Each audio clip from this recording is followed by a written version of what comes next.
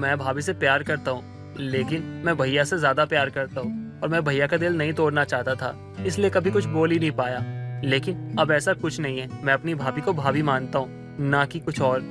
अरे जो अपनी टी शर्ट तक नहीं देता था, वो आज अपने प्यार को मेरा होते हुए देख रहा है।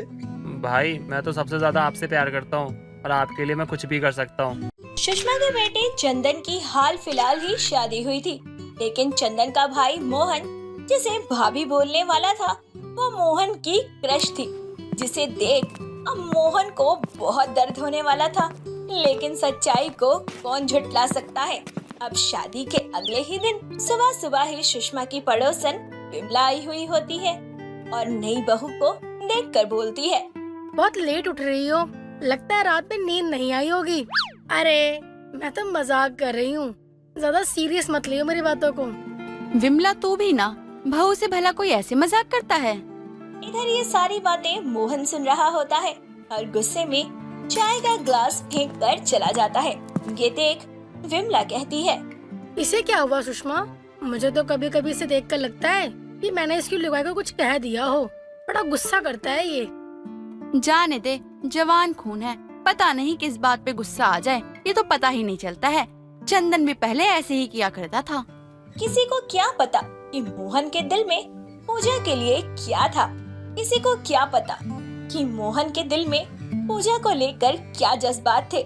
लेकिन उसके भाई ने तो पहले ही उसके सपनों की रानी को अपनी बीवी बना लिया था और बेचारा देवर कर ही कह सकता था। अब जिस लड़की के पीछे मोहन पागल था, वो उसके घर में आ गई थी। अब कुछ समय बाद सुषमा किचन में काम कर रही होती है और अपनी बहू को आवाज लगाती है, बहू मोहन आया है, उसे खाना निकाल के दे दे, वरना ये फिर से आवारा लड़कों के साथ निकल जाएगा घूमने के लिए और फिर शाम को ही घर लौटेगा। सुषमा की बहू पूजा खाना निकालने लगती है। तभी मोहन किचन में जाकर अपनी भाभी के हाथ से प्लेट लेकर कहता है, भाभी आप ना आराम कीजिए, खाना मैं खुद ले सकता हूँ। अब ये सुनकर सुषमा अपने बेटे मोहन से कहती है, क्या बात है, जो कल तक एक गिलास पानी खुद से नहीं लेता था, वो आज खुद से खाना निकाल रहा है। भाभी इतनी पसंद आ गई है क्या? पहले बताता तो मैं तेरी शादी तेरी भाभी से ही करवा देती। माँ पर तो तूने कभी दया की नहीं और अब तू इतना काम कर रहा है। बस ऐसे कह दिया था माँ, आप बेवजह गुस्सा हो रही हो। अच्छी बात है, अपने से बड़ों की ऐसी ही इज्जत किया कर। मोहन को उसकी भाभी का बहुत समय तक काम करना देखकर रहा नहीं जाता था। वो अंदर ही अंदर बहुत ज्यादा दुखी हुआ करता था, लेकिन बेचारा कर भी क्या सकता था। अब अगले रोज सुबह सुबह घर की डोरबेल बजती है और सुषमा गेट खोलने जाती है तो वह देखती है कि बाहर एक औरत खड़ी है और वो सुषमा को देखकर बोलती है, मेरा नाम कांता है और मैं यहाँ झाड़ू पोछा करने वास्ते आईली है। क्या आईली, क्या लाईली? और तू ऐसे घर में कैसे घुस सकती है? बता तो सही, किसने बुलाया है तुझे और क्यों आई है तू?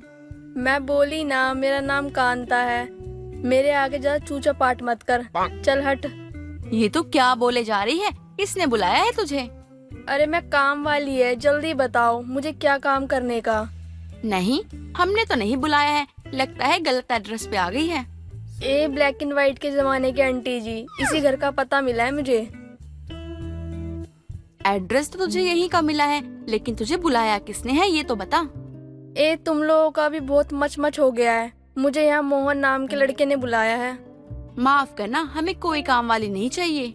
अरे जब काम वाली चाहिए नहीं होती है तो मेरे को यहाँ क्यों बुलाया तुम लोगों ने? मैं तेरे को यहाँ मुजरा करने वाली दिखाई देती है क्या? जब मुंह उठाया बुला लिया। तुम लोगों को तो मैं देख लेगी बाद में। अब जैसे ही मोहन उठकर आता है, वैसे ही सुषमा मोहन से कहती है, तूने किसी काम वाली को बुलाया था और क्यों बुलाया था, मैं जान सकती हूँ? माँ आप कैसी बात करती हो, काम वाली को क्यों बुलाऊंगा मैं? घर के काम करने के लिए बुलाऊंगा ना, नाचने के लिए तो बुलाऊंगा नहीं। तो उस काम वाली को पैसा तेरा बाप देगा क्या? अरे मैं दे दूंगा माँ, आप बिना छोटी बात कर देती हो। कमीने, खुद के कच्चे के लिए तो पैसे हैं नहीं, लेकिन काम वाली को तू पैसे देगा। अरे माँ आप ही लोगों के लिए तो बुलाया था और उल्टा आप ही लोग मुझे मार रही हो। अरे मत मारो माँ, लगती है। अब भाभी के प्यार में पागल देवर को मुंह की खानी पड़ती है। अब क्या ही किया जा सकता था। अब देर शाम मोहन अपनी भाभी की पसंद की रसमलाई लेकर आता है और अपनी भाभी को देते हुए बोलता है। भाभी, ये मैं आपके लिए लाया हूँ, ये आपको बहुत पसंद आएगा। मेरी पसंद और नापसंद के बारे में आपको क्या ही पता होगा देवर जी, वो तो अभी चंदन जी को भी सही से नहीं पता।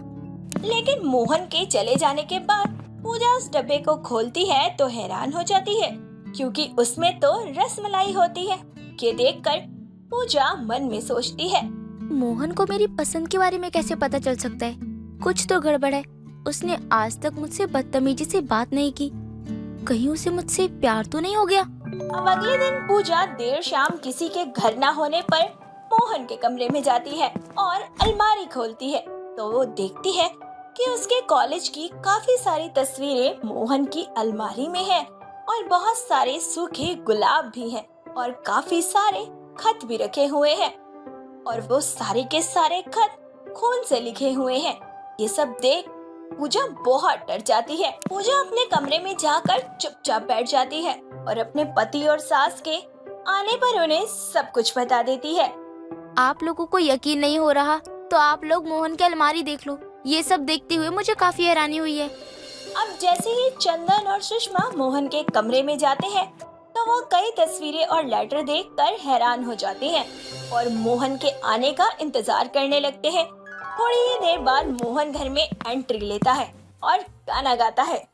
बेबी, मुझे तेरी जान की कसम, मैंने ना पिया है विस्की ना ही पिया है रम। ओ बेबी मरवा के मानेगी गी गी गी गी। ओ बेबी मर। आप लोग मुझे ऐसे घूर क्यों रहे हो? कुछ हुआ है क्या? अब मोहन को देख चंदन मोहन को एक जोरदार थप्पड़ मारता है और बोलता है, अरे मैंने तुझे अपना छोटा भाई माना और तूने मेरी ही बीवी पर गंदी निगाहें डाली। नहीं भैया, मैंने कुछ नहीं किया है। चुप, एकदम चुप। अरे मेरे माथे पे पागल लिखा हुआ है क्या? भैया, ये सब जो तस्वीर है ना, ये कॉलेज की है। जब भाभी और आपकी शादी भी नहीं हुई थी, मैं तब से ही भाभी से प्यार करता हूँ और आज भी करता हूँ। ये बात सच है। क्या? लेकिन मैंने तो तुम्हें कभी देखा ही नहीं, ना तो कॉलेज के बाहर देखा और ना ही कॉलेज के अंदर देखा। हाँ भाभी, आपने मुझे नहीं देखा होगा, लेकिन मैं आपसे ही प्यार करता था और आज भी करता हूँ। लेकिन जब मैंने देखा कि आपकी शादी मेरे भैया से हो गई तो मैंने आपको भूलने की कोशिश की, लेकिन भुला नहीं पाया। तो ये बात आपने सबसे छिपाई क्यों? मैं भाभी से प्यार करता हूँ, लेकिन मैं भैया से ज्यादा प्यार करता हूँ और मैं भैया का दिल नहीं तोड़ना चाहता था, इसलिए कभी कुछ बोल ही नहीं पाया। लेकिन अब ऐसा कुछ नहीं है, मैं अपनी भाभी को भाभी मानता हूँ, ना कि कुछ और। अरे जो अपनी टी शर्ट तक नहीं देता था वो आज अपने प्यार को मेरा होते हुए देख रहा है। भाई, मैं तो सबसे ज्यादा आपसे प्यार करता हूँ और आपके लिए मैं कुछ भी कर सकता हूँ। इस तरह प्यार में पागल देवर का सारा सच सबके सामने आ जाता है। चंचल की शादी शहर में रहने वाले सूरज से हो जाती है। चंचल पहली बार गांव से शहर आ रही होती है। शहर आने के बाद चंचल को अपना ससुराल बहुत पसंद आता है, क्योंकि चंचल का ससुराल बहुत ज्यादा बड़ा था। उसके घर में हर चीज की सुख सुविधा थी। ये सब देखकर चंचल की आंखें फटी की फटी रह जाती हैं। हे भगवान जी, मेरा ससुराल तो सच में बहुत बड़ा है। आज तक इतना बड़ा घर मैंने कभी नहीं देखा। ऐसा लग रहा है जैसे कि मैं किसी महल में आ गई हूँ। सच कहा है किसी ने, जब भगवान देता है ना तो छप्पर फाड़ के देता है। शादी करने के बाद तो मेरी किस्मत ही बदल गई, वो भी पूरी तरीके से। कहाँ मैं गांव में गोबर उठाती थी और दिन भर गाय भैंस चराती थी, और अब शादी के बाद तो मेरे ठाट बाट बन गए। मैं तो महारानी बनकर रहूंगी इस घर में। चंचल बहुत ही सीधी थी और कम पढ़ी लिखी थी, इसीलिए सूरज इस शादी के खिलाफ था। लेकिन अपनी माँ कुसुम के जिद के कारण सूरज ने चंचल से शादी कर ली थी। कुसुम अपने बहू बेटे को घर के अंदर लाती है और खुद अपनी बहू के लिए चाय बनाकर लेकर आती है। ये लो बहू, चाय पियो और हमारे घर में तुम्हारा स्वागत है। अब से ये घर तुम्हारा ही है। इस घर को तुम संभाल के रखना। इस घर की जिम्मेदारी अब तुम्हारे कंधों पर है, क्योंकि अब तो मैं फ्री हो चुकी हूँ, क्योंकि अब मेरी बहू जो आ गई है। अरे वाह, चाय की तो बड़ी अच्छी खुशबू आ रही है और चाय दिखने में भी काफी अच्छी लग रही है। साथ में ये कप भी एकदम दिखने में काफी महंगे हैं। आज तक मैंने कभी कप में चाय नहीं पी है। बड़ा मजा आ रहा है वैसे तो। क्या बात है चंचल बहू, तुम कुछ बोल क्यों नहीं रही हो? सब ठीक तो है ना? तुम्हें मेरा घर परिवार सब पसंद तो आया ना बेटा? अरे सासू माँ, आप भी ना कैसी बातें करती हो। भला इतना बड़ा घर किसी लड़की को पसंद क्यों नहीं आएगा। आप तो जानती हो ना कि मैं कैसे झोपड़ी वाले घर में रहती थी और अब सीधा महल में आ चुकी हूँ। और वैसे भी थोड़ा बहुत चीजों को समझने में थोड़ा टाइम तो लगेगा। हाँ बेटा, ये तो तुमने बिल्कुल सही कहा। समय तो लगता ही है। अब जो कुछ भी है ये तुम्हारा ही है, इसे तुम्हें संभाल कर रखना है। अभी तुम्हारी ही जिम्मेदारी है। अब तुम इस घर की बहू हो और एक बहू को लक्ष्मी का रूप माना जाता है, और एक लक्ष्मी होने के नाते तुम्हारा फर्ज बनता है बहू कि तुम इस घर में सभी का ध्यान रखो और अपने घर परिवार की उन्नति के बारे में सोचो। सासू माँ, मुझे ना मेरी चंपा की याद आ रही है। अगर यहाँ पे चंपा होती ना तो मैं उसे बताती कि मेरा ससुराल कितना अमीर है। चंपा? ये चंपा कौन है? अरे सासू माँ, हमारी भैंसिया है जिसका नाम चंपा है। वैसे सासू माँ, चाय तो बहुत स्वादिष्ट है। हमारे गांव में तो काली चाय बनती थी। 4 भैंसियां होने के बावजूद भी हमारी अम्मा हमको दूध वाली चाय देती ही नहीं थी। कोई बात नहीं बहू, तुम्हें यहाँ पर किसी भी चीज की कोई कमी नहीं होगी। तुम्हारा जब मन करे तुम दूध वाली चाय पी लिया करो। चंचल की ऐसी बातें सुनकर सूरज का मुंह बन जाता है और वो गुस्से में अपने कमरे में चला जाता है। तभी मौका पाकर सास अपनी बहू को पति को कैसे खुश किया जाता है ये सब सिखाने लगती है। बहू, तुझे पता तो है ना कि सूरज इस रिश्ते से बिल्कुल भी खुश नहीं है, तो थोड़ा सा वक्त लगेगा उसे, वो समझ जाएगा। एक काम कर, गरम गरम दूध ले जाओ उसके लिए और अपने पति को पिला दियो। सुहाग रात है तुम दोनों की। और आज के दिन क्या होता है ये तो तुम्हें पता है ना अच्छे से बहू। हाँ सासू माँ, हमें सब पता है। फिल्मों में हमने भी देखा है कि कैसे एक दुल्हन अपने पति को दूध पिलाती है। सच में बहू, बहुत भोली है तू। चल जा, जल्दी से दूध लेकर जा, पगली कहीं की। सास की बात मानकर चंचल मुस्कुराते हुए हाथ में दूध का ग्लास लिए सूरज के पास जाती है। और सूरज तो पहले ही गहरी नींद में सो चुका था। तभी चंचल उसे जगाती है और बोलती है, स्वामी जी उठिए ना, ये लीजिए, हम आपके लिए दूध लेकर आए हैं। अब जल्दी से ये दूध पी लीजिए।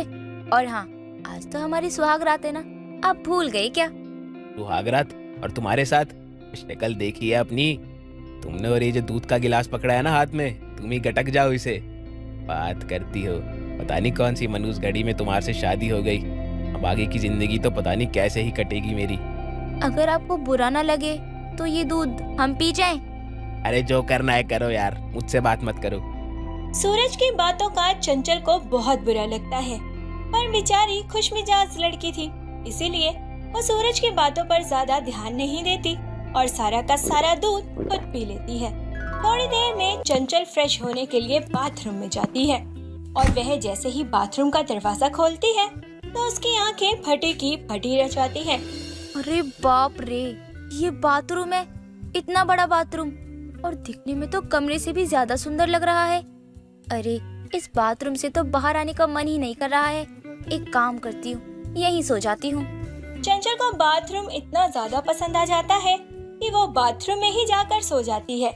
ऐसे ही सुबह हो जाती है। सुबह उठकर सूरज जैसे ही फ्रेश होने के लिए जाता है तो देखता है कि चंचल बाथरूम में सोई हुई है। ये सब देखकर सूरज को गुस्सा आता है और वो चंचल पर चिल्लाने लगता है, अबे ओ गांव की गवार, अरे पागलों वाली हरकतें क्यों करती हो? ये बाथरूम है, बेडरूम नहीं है। अरे सोने के लिए बेड होता है कमरे में। सच में जानवरों वाली हरकतें हैं तुम्हारी। अरे क्या हो गया, इतना गुस्सा क्यों हो रहे हो? हमारा मन, हम चाहे बाथरूम में सोए या फिर बेडरूम में सोए। अरे यार, फालतू की बहस मत करो मेरे से। और मेरा 1% मन नहीं है तुमसे बात करने का। एक तो तुम्हारी शक्ल सूरत तो छोड़ो, तुम्हारे में तो बुद्धि भी नहीं है यार। तुमसे तो कोई गवार भी शादी ना करे। मेरी किस्मत फूटी थी जो मैं तुम्हारे पल्लू बंध गया। सूरज बुरी तरह से चंचल को डांट देता है और तभी वहाँ चंचल की सास आ जाती है और अपने बेटे से बोलती है, अरे बेटा क्या हो गया? क्यों बेकार में चिल्ला रहा है बहू पे तू? अरे मैं जानती हूँ कि बहू गाँव की है, इसका मतलब ये तो नहीं ना कि तुम जब चाहो उसकी बेइज्जती कर दो। अगर तुम उसे शहर के तौर तरीके नहीं समझा सकते तो बेइज्जती तो मत करो उसकी। माँ मुझे माफ करो, मैं आज तक कभी आपसे इस बारे में बोला नहीं। पर आज मैं कहता हूँ आपने मेरी जिंदगी बर्बाद कर दी है इस पागल लड़की के साथ मेरी शादी करवा कर। अरे गवार है ये, इसको ये नहीं पता कि बाथरूम सोने के लिए नहीं बना।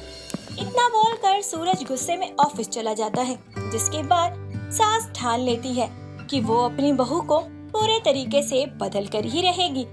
ऐसे ही अब कुसुम अपनी बहू को पर्सनैलिटी डेवलपमेंट के कोचिंग सेंटर भेजना शुरू कर देती है, जहां चंचल को शहर के तौर तरीकों के बारे में सिखाया जाता है।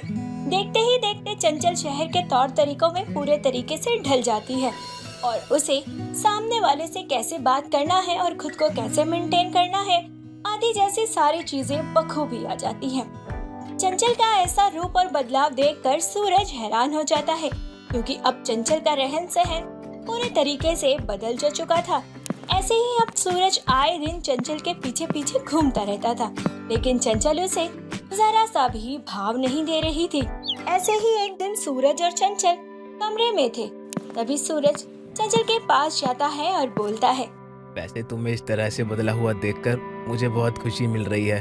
सच में तुम अब पहले से बहुत ज्यादा सुंदर लग रही हो और तुम्हें बात करने का तरीका भी आ गया है। वैसे एक बात बोलूं, सही कहा है किसी ने कि सच्चा प्यार वही होता है जहां आपको आपकी कमियों के साथ स्वीकारा जाए। आपने तो मुझे मेरी कमियों को देखकर छोड़ ही दिया, पर आज जब पूरी तरह से मैं बदल चुकी हूँ तो आपको मैं अच्छी लग रही हूँ। चंचल की बातें सुनकर सूरज खुद पर बहुत शर्मिंदा होता है और वो अपनी पत्नी से हाथ जोड़कर माफी मांगता है। उसके बाद चंचल अपने पति को माफ कर देती है और दोनों हंसी खुशी एक साथ मिलकर रहने लगते हैं और अपना जीवन बिताने लगते हैं। सुमन एक छोटे से गांव में अपने परिवार के साथ रहती थी। उसके परिवार में उसका पति राजेश और उसकी ननद नीता थी, जो अभी अभी कॉलेज से छुट्टी लेकर घर पर आई थी। नीता बेहद ही हंसमुख और बातूनी थी। उसकी आदत थी कि वो हर बात में अपनी राय देना पसंद करती थी और हद से ज्यादा बोलती थी। आते ही उसने अपनी भाभी सुमन से कहा, भाभी, आपको पता है मैंने आपको अपने कॉलेज में बहुत याद किया।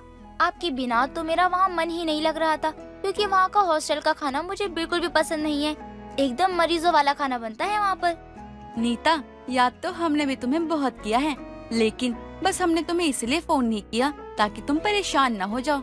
अगर हम तुम्हें ज्यादा फोन करते तो तुम्हारी पढ़ाई में दिक्कत आ जाती। भाभी, मेरी पढ़ाई में कोई दिक्कत नहीं आने वाली है, और आपको पता है भाभी, मैं हमेशा क्लास में अव्वल आती हूँ, और आप देखिएगा इस बार भी मेरा रिजल्ट सबसे अच्छा होगा। अच्छी बात है, जो मेहनत करेगा उसका रिजल्ट तो अच्छा आएगा ही।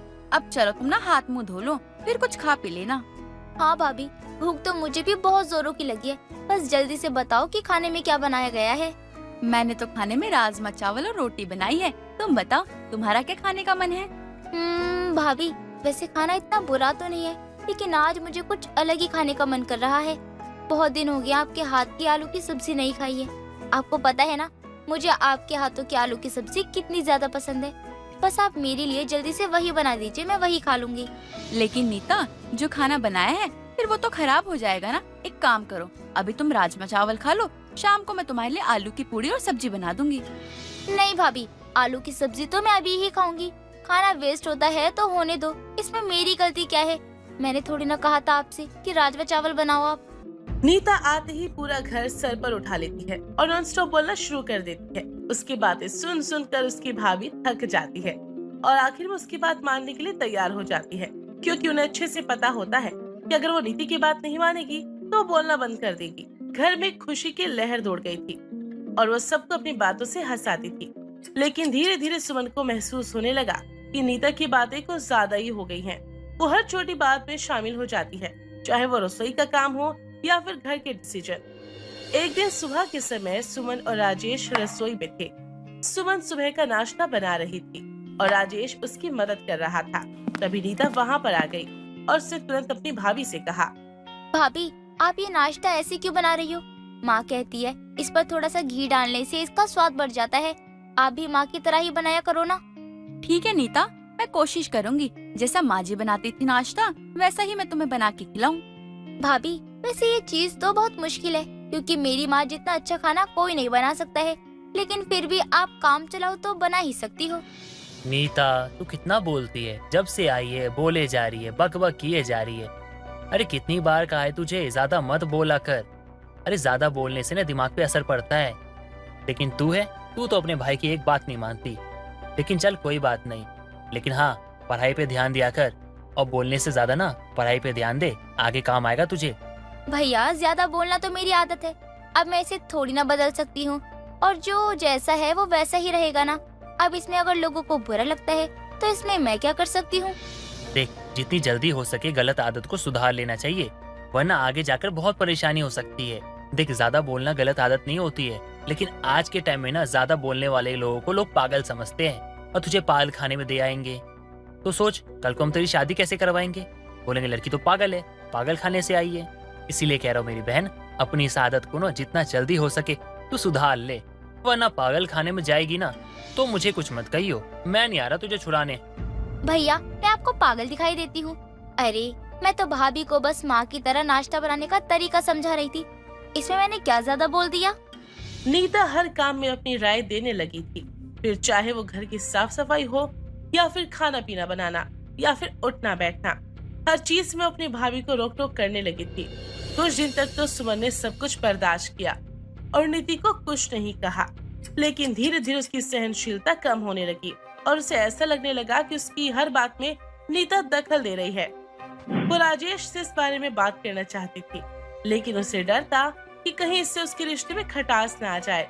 एक दिन जब नीता बाजार से कुछ सब्जियां खरीद कर आई तो उसने देखा कि सुमन और राजेश कुछ बातें कर रहे हैं और उसने अपनी राय देना शुरू कर दिया और बोली, भैया ये सब्जियाँ बहुत अच्छी नहीं है, मैं कहती हूँ कि आपको सब्जियों की दुकान को बदल लेनी चाहिए, क्योंकि जिस दुकान से आप सब्जी लेकर आते हो ना, उस दुकान की सब्जियाँ कुछ खास नहीं दिख रही थी, ताजी भी नहीं लग रही थी। थोड़ा मार्केट में घूमिए और देखिए कि किस दुकान पर हरी सब्जियाँ और ताजी सब्जियाँ मिल रही है, वहीं से लेकर आ जाइए। अच्छा ठीक है, इस बार तो ले लिया, लेकिन अगली बार से लूंगा ना तो मार्केट घूमने के बाद ही सब्जियां लूंगा। जब बिना सोचे समझे काम करोगे ना भैया तो ऐसा ही होगा, इसलिए कहती हूँ कि कोई भी काम करो तो पहले सोच समझ लो, आखिरी में ये सब्जियाँ बेकार ही हो गई ना। यार ऐसी बात हो रही है, देख सब्जियां तो वैसे भी अच्छी खासी लग रही है और दिखने में भी सही है, तू ना गलत सोच रही है। और वैसे भी हमेशा उस दुकानदार से लेकर आता हूँ, वो हमेशा मुझे ताजी सब्जियां देता है, तो गलत कैसे दे देगा।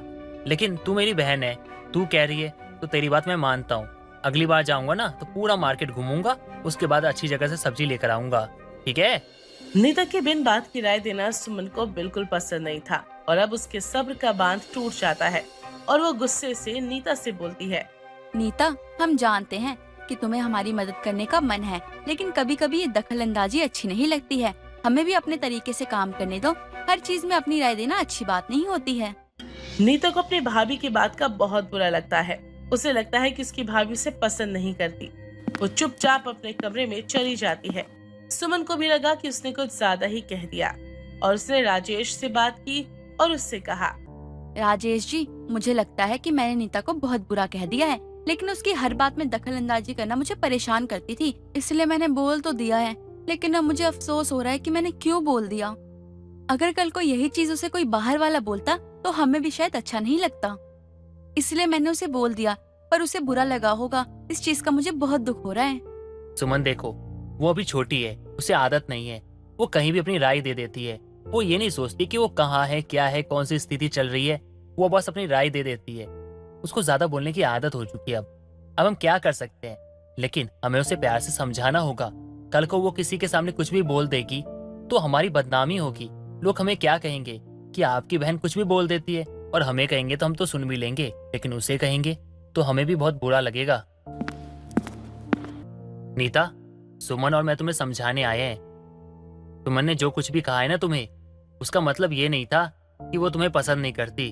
हम लोग तुम्हें बहुत पसंद करते हैं और बहुत प्यार भी करते हैं, लेकिन हमें अपनी जिम्मेदारियों को भी तो निभानी है। तुम्हारे ज्यादा बोलने की आदत के कारण कल को तुम परेशानी में फंस जाओगी तो हमें कितना बुरा लगेगा ना। इसलिए हम चाहते हैं तुम जितना जल्दी हो सको अपने आप को सुधारो, ताकि आगे जाकर ना तुम्हें कोई दिक्कत ना हो। भैया मुझे लगा कि मैं आप लोगों की मदद कर रही हूँ, मुझे माफ कर दो अगर मैंने आप लोगों को ज्यादा परेशान किया हो तो। आप सही कह रहे थे, मुझे इतना नहीं बोलना चाहिए, पर बाद में मुझे अपनी राय देनी नहीं चाहिए। मुझे इस बात को थोड़ा तो समझना चाहिए। तुम्हें माफी मांगने की जरूरत नहीं है, हमें तो एक दूसरे की भावनाओं का ध्यान रखना चाहिए। भाभी मैं आपसे भी माफी मांगना चाहती हूँ। मैंने सोचा था कि मैं आपकी मदद कर रही हूँ, लेकिन मुझे तो ये बिल्कुल भी नहीं पता था कि मैं आपको इतना परेशान कर रही हूँ। नीता, तुम्हें माफी मांगने की कोई जरूरत नहीं है। हम सब मिलकर एक परिवार की तरह रहेंगे और हमें दूसरों की भावनाओं का ख्याल भी रखना चाहिए। तुम्हारे साथ इतने गुस्से से बोलने के लिए मुझे माफ कर दो। उस दिन के बाद से नीता ने अपने आप को थोड़ा बदल लिया। हालांकि वो अपनी राय अब भी देती थी, लेकिन उसने सीख लिया था कि हर समय हर बात में दखल देना जरूरी नहीं होता। सुमन और नीता के बीच का रिश्ता और भी ज्यादा मजबूत हो चुका था। सुमन ने भी सीखा कि रिश्तों में धैर्य और समझदारी कितनी महत्वपूर्ण होती है। सुमन घर के काम कर रही होती है कि तभी उसकी सास जानकी आती है और सुमन को काम करते देखकर बोलती है, अरे बहू, तेरे हाथों में क्या जान नहीं है? इतने धीरे धीरे काम कर रही है, ऐसा लग रहा है कि हाथों में बिल्कुल जान ही नहीं है। तेरी माँ ने तुझे कुछ सिखाया नहीं है क्या? ये कुछ खिलाया पिलाया नहीं है, या फिर तू शुरू से ही ऐसी ढीली और कमजोर है? ऐसे ही चलता रहा ना बहू, तो आगे तेरे शरीर को बहुत दिक्कत हो जाएगी। तू अभी ही इतनी सुस्ती दिखा रही है, थोड़ी तो फुर्ती दिखा दे। मैं तो 2 मिनट में घर का सारा काम कर देती हूँ। और एक खुद को देख, इतनी देर से काम कर रही है, फिर भी तेरे से काम नहीं हो रहा है। माँ जी, आपको तो हर काम में कमी ही लगती है। अरे एक ही काम थोड़ी ना होता है, घर के सारे काम अकेले करती हूँ। इतना बड़ा घर है, मैं कब से बोल रही हूँ आपको कि हम एक नौकर रख लेते हैं, लेकिन आपको वो भी नहीं करना। सारा काम आपको अपनी बहू से जो करवाना है, बहू लाई हो या नौकरानी लाई हो, और ऊपर से आपको हर वक्त भाषण भी देना होता है कि मैं ठीक से काम नहीं कर रही हूँ। आप मेरी जगह होती तो आप सारा काम कर चुकी होती क्या फुर्ती से? अगर ऐसा है तो आप खुद ही कर लिया करो ना, मुझसे क्यों काम करवाती हो? आप मेरी मदद तक नहीं करवाती हो। करती क्या हो? बस मेरी कंप्लेंट करने के अलावा। बहू, अब तुम मुझसे जुबान चलाएगी? अरे मैं तेरी सास हूँ, मुझे अगर कुछ ठीक नहीं लगेगा तो मैं बोलूंगी ही। अब तुम मुझसे जुबान लड़ाएगी, वो भी इतनी सी बात को लेकर? मुझे वो बिल्कुल पसंद नहीं आएगा। तू अपनी सास से जुबान लड़ाए, मुझे ये बिल्कुल अच्छा नहीं लगता है। तो तू ये गलती दोबारा मत करियो। अगर मुझे कोई कमी लगेगी तो मैं उसे सुधारूंगी। तुझे जुबान चलाने की जरूरत नहीं है। तेरी जुबान चलाने से तेरी कमी छिप नहीं जाएगी। मैंने कुछ गलत नहीं बोला है। तू कमजोर है, तेरे शरीर में जान नहीं है, तू बिल्कुल ढीली ढाली है। इसमें गलत ही क्या है? तू ही बता दे मुझे। माँ जी, मैं कैसे भी काम करूँ, लेकिन ये बात तो सच है ना कि आपकी घर की बहू मैं चाहे धीरे काम करूँ, चाहे फुर्ती में काम करूँ, काम करना तो मुझे ही पड़ेगा ना। और काम करती भी हूँ तो मेरी बार बार शिकायत करने या मुझ में कमियां निकालने से क्या हो जाएगा? आपका ही खून जलेगा और मेरा भी, क्योंकि मुझे भी पसंद नहीं है ना कोई मेरे काम में बार बार इतनी ज्यादा कमियां निकालता रहे। मैं क्या कोई पागल थोड़ी ना हूँ। बहू, इसमें मेरी कोई गलती नहीं है। अब तेरे काम है ही सुनने वाले, तो इसमें मैं क्या कर सकती हूँ? तू काम को ध्यान से किया कर ताकि मैं तेरी कमी निकाल ही ना पाऊँ। ये फर्श देख, ये फर्श भी ठीक से साफ नहीं हुआ है और तू बोल रही है कि मैं तेरी कमियां निकालती हूँ। चल चल, पहले इसे ढंग से साफ कर, इस लायक बन कि मैं तेरी कमी निकाल ना पाऊँ। आए बड़ी मुझसे जुबान लड़ाने वाली। जानकी हर समय अपनी बहू के काम में कमियां ही निकालती रहती थी और हमेशा उससे बहस करती रहती थी। लेकिन सुमन भी क्या करती, अब उसे तो पता ही था कि उसकी सास की तो बहस करने की आदत ही है और वो अपनी गलती कभी मानेगी नहीं। ऐसे ही कई दिन बीत जाते हैं और सुमन की सास का रवैया उसके प्रति वैसा ही रहता है। एक दिन सुमन की सास आराम कर रही होती है और उसे अपने पास बुलाती है और बोलती है, बहू, मेरी कुछ सहेलियां आ रही हैं, तो जल्दी से उनके लिए खाना बना दियो। अच्छा, मेरी नाक मत कटवा दियो। माँ जी, थोड़ी देर पहले ही मैं घर का सारा काम खत्म करके हटी हूँ और अब मैं आराम करने जा रही थी तो आपने दूसरा काम पकड़ा दिया। अरे अगर आपकी सहेली आ रही है तो आप बाहर से खाना मंगवा लीजिए ना, बाहर से भी तो इतना अच्छा खाना आता है। और एक बात बताइए, आपका अचानक से प्लान कैसे बन गया कि आपकी सहेली घर आएंगी? मुझे तो इसके बारे में आपने कुछ बताया ही नहीं, फिर ये कैसा प्लान बना? बहू, यहाँ खड़े खड़े मुझसे जुबान मत लड़ा, जितना बोला है उतना कर। थोड़ी देर में मेरी सहेली आ जाएंगी तो तुझे और भी काम का समय नहीं मिलेगा, इसलिए जितना जल्दी हो सके उतना हाथ चलाइयो ताकि तेरा ही फायदा हो जाए। जुबान चलाने की जरूरत नहीं है। अब जाकर खाना बना, और भी काम पड़े हैं तुझे, वो भी करने हैं, चाहे तू हंस कर या रो कर। अब जा, जल्दी से लग जा काम पर। सुमन जल्दी से खाना बनाने लगती है। तभी जानकी की सहेली रेखा आती है और जानकी से बोलती है। अरे जानकी, तूने इतनी जल्दी प्लान बना लिया किटी पार्टी का। कहीं खाना बनाने में कोई दिक्कत तो नहीं होगी तेरी बहू को? अरे मेरी बहू है, मैं जो अपनी बहू को बोलूंगी वो उसे करना ही पड़ेगा। आखिर वो इस घर की बहू है तो काम तो करना ही पड़ेगा। चल तू बैठ, बाकी लोग आते ही होंगे। सुमन अपनी सास की सारी बातें सुन लेती है और उसे काफी ज्यादा बुरा भी लगता है, लेकिन बेचारी कुछ नहीं कहती है। ऐसे ही कई दिन निकल जाते हैं।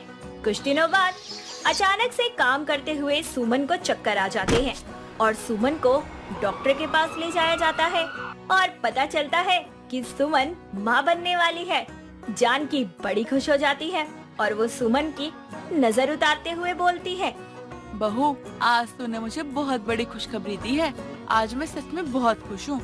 आज से तू कुछ काम नहीं करेगी, आज से सारा काम मैं ही करूँगी। तुझे जो चाहिए मुझे बोल दियो, तू बस आराम कर। अपनी बहू की प्रेगनेंसी की खबर से जानकी बड़ी खुश थी, क्योंकि वो दादी जो बनने वाली थी।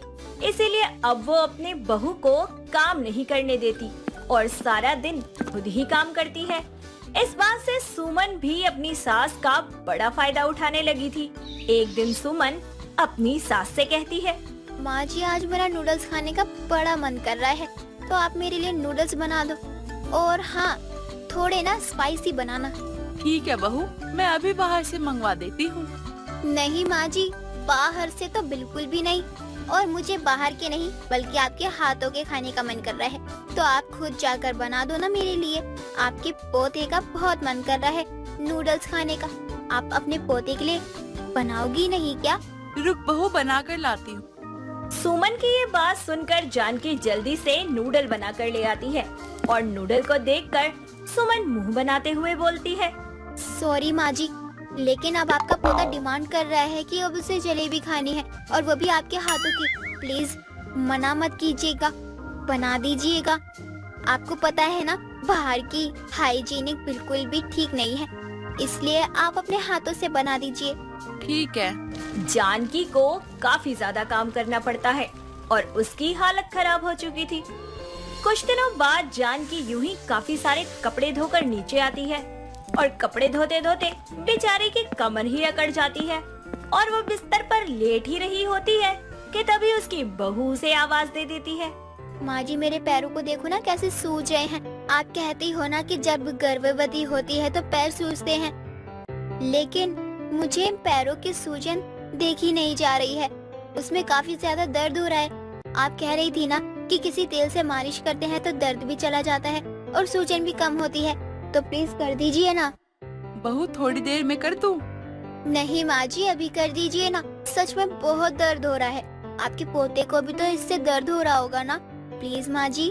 ठीक है। जानकी को अब बिल्कुल आराम नहीं मिल पा रहा था, लेकिन उसका शरीर अब काफी ज्यादा थक चुका था और वो आराम करना चाहता था। कुछ दिनों बाद जानकी रसोई में खाना बना रही होती है कि तभी तेल गिर जाता है और तेल पर से उसका पैर फिसल जाता है और जानकी गिर जाती है। जानकी की आवाज सुनकर आसपास के कुछ लोग आ जाते हैं, लेकिन जानकी अपना दर्द बताने से पहले अपनी बहू से माफी मांगते हुए बोलती है। बहू, मुझे माफ कर दे। मैं हमेशा तेरे कामों में ऐसी ही कमियां निकालती थी, लेकिन गर्भवती होने के बाद तूने मुझे ये सिखाया है कि अच्छी सास बनते कैसे हैं। अब मेरी अक्ल ठिकाने आ गई है, मुझे सब समझ में आ गया है। मैं जितना अत्याचार तेरे पे कर रही थी ना, उसका बराबर हिसाब मेरे साथ हुआ है। बहू, आगे से मैं ऐसा कुछ नहीं करूँगी, मुझे माफ कर दे। माफ करना माँ जी, मैं आपको नखरे दिखाना नहीं चाहती थी, लेकिन गर्भवती होने के बाद बहू के नखरे करने में तो सच में मजा आता है। ये मुझे पता चल ही गया। जो सास घर का एक काम तक नहीं करती थी, किसी काम में मदद नहीं करवाती थी, उन्होंने मेरा इतना ख्याल रखा। माँ जी थैंक यू, आपने वाकई मेरा बहुत ख्याल रखा। सुमन और जानकी दोनों ही समझ जाते हैं कि एक दूसरे को परेशान करने से कभी किसी का भला नहीं होता। गाड़ी को सही दिशा में चलाए तो मंजिल अपने आप ही मिल जाती है, इसीलिए मिल बांट कर काम करना चाहिए। सुमन सो रही होती है, तभी उसके पास अनीता आती है और सुमन को उठाते हुए कहती है। अरे बहू उठ जा, सुबह हो चुकी है। अरे काम नहीं करना है क्या घर का? बहू मेरे लिए चाय बना दे, बिना चाय पिए तो मुझे बिल्कुल भी अच्छा नहीं लगता है। जल्दी से उठ जा और बना दे मेरे लिए चाय। माँ जी बस 5 मिनट, बस 5 मिनट बाद उठ जाऊंगी, थोड़ी देर और सोने दो ना। चल ठीक है बहू, कोई बात नहीं, थोड़ी देर सो जा, 5 मिनट बाद उठ जाइयो। मैं अपने कमरे में हूँ और मेरे कमरे में चाय लेकर आ जाइयो। अनीता के कहने के बाद सुमन वापस से सो जाती है और अनीता अपने कमरे में चली जाती है। काफी देर हो जाती है लेकिन सुमन अब तक ना तो उठी थी ना ही अपनी सास के लिए चाय लेकर आई थी। काफी देर हो जाती है तो अनीता खुद से बात करते हुए कहती है, आधे घंटे हो गए लगभग, लेकिन अब तक बहू चाय लेकर नहीं आई, कोई आवाज भी नहीं आ रही है, कहीं बहू सोई तो नहीं रह गई। ये बहू भी ना जब तक 3-4 बार बोलो ना तब तक इसे दिमाग में कोई बात नहीं जाती है। एक बार वापस जाकर देखती हूँ तो इस बार सीधा उसे उठा ही दूंगी। पता नहीं कितना इसको सोने में मजा आता है, कभी सुनती ही नहीं है मेरी। अनीता वहाँ से सीधा अपनी बहू के कमरे में जाती है और सुमन को उठाने लगती है। काफी देर तक सुमन को उठाने के बाद जब सुमन उठती है तो अपनी सास से कहती है, क्या माँ जी, मैंने आपको बोला था ना मैं 5 मिनट बाद खुद उठ जाऊंगी, फिर भी आप मेरे कमरे में आ गए। अरे हर इंसान को सोने का हक है, अब मैं सो भी नहीं सकती क्या? और ना ही आप मुझे आराम से सोने दे सकती हो। आप मेरी नींद के पीछे क्यों पड़ी हैं? क्यों मेरी नींद खराब कर रही हैं? इतनी मुश्किल से तो मुझे नींद आई थी और आप है कि बार बार आके खराब कर देती हैं। एक बार चाहे खुद बना लेंगी तो कुछ हो थोड़ी ना जाएगा। बहू 5 मिनट को गुजरे हुए 1 घंटा हो चुका है और अभी तक तो अपने बिस्तर से तू उठी नहीं है और ना ही तूने मेरे लिए चाय बनाई है। बहू मैं तुझे कितनी बार प्यार से समझा चुकी हूँ लेकिन तू मेरी बात कभी सुनती क्यों नहीं है? अरे तुझे अच्छा लगता है क्या बार बार कोई तुझे एक ही चीज के लिए टोकता रहे? मुझे ना कोई नहीं टोकता है, बस आप ही टोकती हैं। आपको ही दिक्कत है मेरे सोने से, जो आप मुझे हमेशा टोकती रहती हैं। देखो मैं ना कल रात में ना सोने में बहुत लेट हो गई थी, इतनी लेट मूवी खत्म हुई थी तो मैं लेट तक सो गई तो क्या हो गया? आप सुबह सुबह उठ के आ गई मुझे उठाने के लिए। अब इसमें मेरी ये गलती है? अगर मैं रात में लेट सोई तो सुबह लेट ही उठूंगी ना, ये तो आपको समझना चाहिए ना। हाँ तो अब उठ जाना। जब एक बार में समझ आ गया कि तेरी सास अब गुस्से में आ गई है तो क्यों सुनने के काम कर रही है? लेट उठती है तो कोई बात नहीं, लेकिन सोती तो लेट है अपनी गलती की वजह से। पूरा दिन भर घर पर ही रहती है, तब देख लिया कर मूवी वगैरह जो भी तुझे देखना हो। लेकिन नहीं, तुझे तो हर चीज रात में ही करनी होती है और रात में करने के बाद तू लेट सोती है और लेट उठती है और फिर बहाना बनाने लग जाती है कि तू लेट उठी है। सुमन उठ तो जाती है लेकिन धीरे धीरे घर के काम करती रहती है और यही सब अनीता को बिल्कुल भी पसंद नहीं आता था। अनीता कई बार तो अपनी बहू को टोक देती थी लेकिन सुमन भी बहुत ढीठ थी। अपनी सास की बात सुनने के बाद भी उस पर कोई असर नहीं होता। ऐसे ही दिन निकल रहे थे। अनीता भी अपनी बहू को बार बार ये सब कहकर थक चुकी थी और सुमन अपनी सास की बातें सुनकर भी उसके ऊपर किसी बात का कोई असर नहीं होता। कुछ दिनों बाद सुमन बर्तन धो रही होती है और उसे बर्तन धोते धोते 1 घंटा हो जाता है। तभी अनीता वहाँ आती है और सुमन से कहती है, बहू तुझे 1 घंटे से ऊपर हो गया है बर्तन धोते हुए और अब तक तेरे बर्तन धुले क्यों नहीं है? तू बर्तन ही साफ कर रही है ना, कहीं कुछ और तो नहीं कर रही? ऊपर से पानी और खुला छोड़ दिया है। पानी कितनी बर्बादी करती रहती है, तुझे क्या अच्छा लगता है ये सब करते हुए? कभी तो घर के बारे में सोच लिया कर। अब तो तू कुंवारी नहीं है, अब तो तेरी शादी हो चुकी है, तुझे अब अपने गृहस्थी जीवन पर ध्यान देना चाहिए। माँ जी आपकी दिक्कत क्या है मुझे समझ ही नहीं आती है। अगर मैं घर के काम करूँ तो दिक्कत, ना करूँ तो दिक्कत। आप आज बता दीजिए कि मैं करूँ क्या, क्योंकि मैं अपने मन का कुछ करती हूँ वो चीज आपको पसंद आती नहीं है, उस चीज से आपको दिक्कत हो जाती है। तो आप ही बताइए मुझे करना क्या चाहिए। सुमन इसी तरह से अपनी सास पर अकड़कर वहाँ से चली जाती है। दिन निकल रहे थे। अनीता के शांत होने की वजह से ही सुमन को बढ़ावा मिलता जा रहा था। अनीता की पड़ोसन विमला आती है और अनीता से कहती है, अरे क्या बात है अनीता, आजकल तू घर से बाहर ही नहीं दिखाई देती है। तबीयत पानी तो ठीक है ना, या फिर घर में ही खो जाती है जो बाहर आने की फुर्सत नहीं मिलती तुझे? अब ऐसा ही कुछ समझ ले, क्योंकि मैं तो अपनी बहू से बहुत परेशान आ गई हूँ। गलतियाँ कर देगी, ऊपर से अकड़ दिखाएगी। मैं तो समझा समझा के थक गई हूँ। मैंने सोचा था घर में बहू आएगी तो काम में हाथ बटाएगी, मेरा काम हल्का होगा, लेकिन यहाँ तो मेरा काम ही बढ़ता जा रहा है। बहू को इसीलिए ज्यादा कुछ बोलती नहीं हूँ क्योंकि वो भी तो अपना घर छोड़कर आई है ना, यहाँ एडजस्ट करने की कोशिश कर रही है। वैसे तो इसमें गलती तेरी बहू की भी नहीं, तेरी ही गलती है। तू इतनी ज्यादा नरम दिल की है, अपनी बहू को कुछ बोलती नहीं है, तो तेरी बहू ने तेरी इस बात का फायदा उठाया ना। तेरी बहू ने सोचा होगा कि सास मिलेगी जो सख्त होगी, लेकिन यहाँ तो उल्टा हो गया। यहाँ अब बहू ही सास को दबा दे रही है। अपनी बहू को थोड़ा अपनी कंट्रोल में रख, इतना भी उड़ाना ठीक नहीं है। नहीं, मुझे बहू से ऊंची आवाज में तो बात की नहीं जाती है, और मैं बहू को कैसे दबा सकती हूँ। वैसे भी वो अपना घर छोड़कर यहाँ आई है, और अगर यहाँ पर भी उसको ऐसे सुनाया जाएगा तो उसे कैसा लगेगा कि ये घर उसका नहीं है।